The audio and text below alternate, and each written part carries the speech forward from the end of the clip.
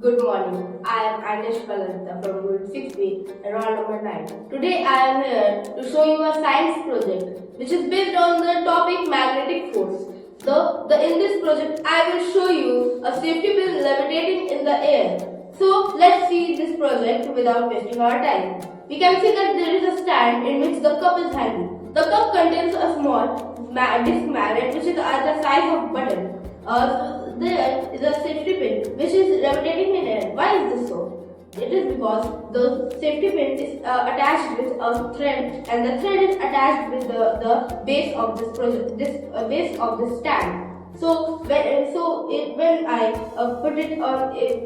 put it near the magnet, then it is stuck in between. It is stuck between the thread and the magnet. Neither it can drop with the gravitational force, nor it could attract this magnet by magnetic force.